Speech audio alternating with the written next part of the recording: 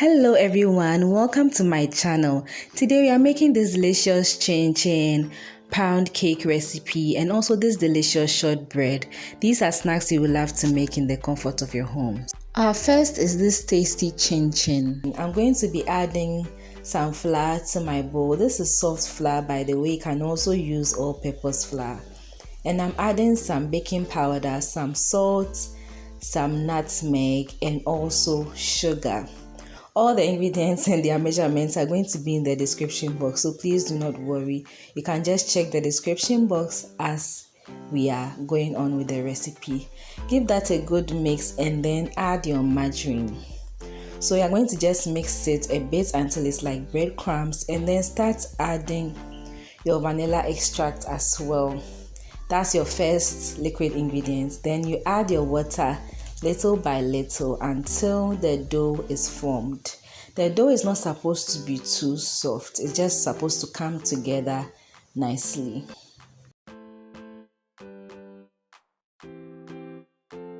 Once that is done, you are going to knead the dough, You are going to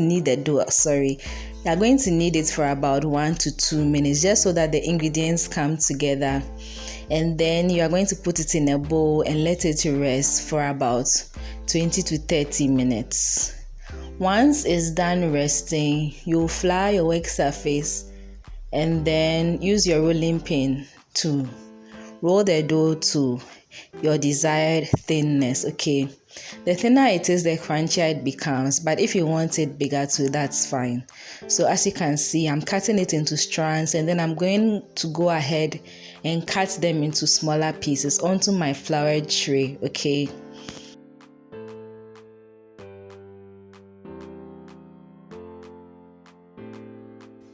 we are done cutting now. I'm going to pour my oil and let it heat up under medium heat for a while. And then I'll drop one of the chinchin in there to find out if it's hot enough. Once it comes to the top within a few seconds, it means it's hot enough. So I'm frying the rest of the chinchin. So chinchin fries really well within a few minutes. So once it's a bit golden brown, you can take it off the heat. Reason being that the residual heat will continue cooking it and it will become darker. And also when it comes off the fire, it's still a bit soft until it cools down, and it will give you that crunchy taste that you long for. So that is just all about the chinchin.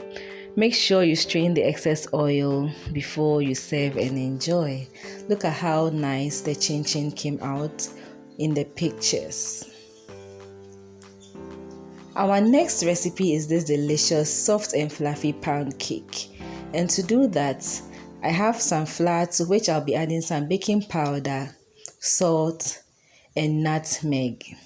I'm going to give this a good mix and set it aside. After that, I'm going to add to my milk vanilla and pineapple extract. You can use any flavor you prefer, but I promise you this flavor is banging. It's really delicious. I have 4 large eggs here, and also my margarine and sugar.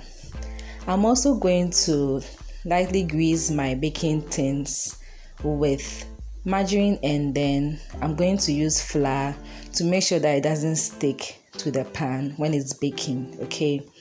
After that, I'm going to start creaming my margarine and sugar. So with this, you want to just cream your margarine a little until it's a bit soft. The margarine should be at room temperature. Then you add the sugar little by little until you get a light and fluffy consistency.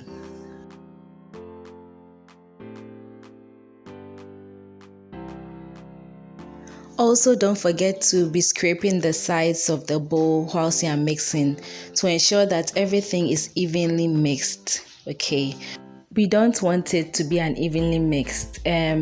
Once that is done, we love the consistency we have. This is the light and fluffy consistency I was talking about. I'm going to go ahead and whisk the eggs. We are going to whisk it until bubbles are formed. This helps to incorporate air into the cake so that it will not be dense. As you can see, I added the milk mixture as well. So I'm going to pour it into the margarine and the sugar mixture. little by little. I did it in 3 batches just to make sure that everything is well incorporated.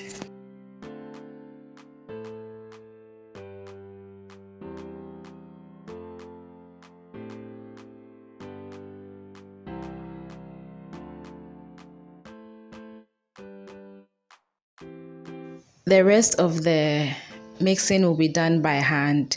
It's just left with us to add our flour, the dry ingredients. So I'm going to add it in 3 batches. That's because we do not want it to be unevenly mixed, and we don't want it to be dense because of over mixing. So you want to mix it in 3 batches, and then once that is done, you are going to pour them into your baking tins. So make sure that the baking tins are ready, and your oven should also be preheating at this point. It should be at 180 degrees Celsius, okay? Preheat your oven for about 10 minutes and then you are good to go.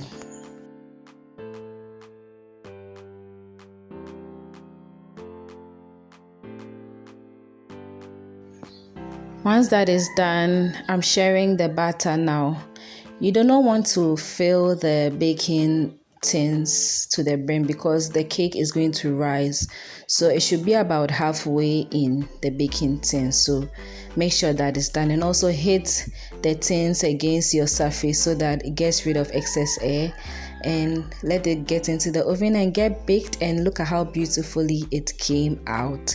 This is absolutely delicious. You should try this at home and enjoy it as one of your favorite snacks. And that is it for the pound cake. Now, our last but not the least recipe is this delicious shortbread recipe. And to do that, I'm going to cream some margarine and sugar, okay? The margarine is always at room temperature for this recipe as well. I'm going to go in with my hand whisk and just whisk it until it's light and fluffy. After that, I'm going to add my vanilla extract and then give it a bit of a mix, and then add my flour. I'm using soft flour for this recipe. You can also use all-purpose flour as well. I also added some salt. We are going to mix it until it's well combined.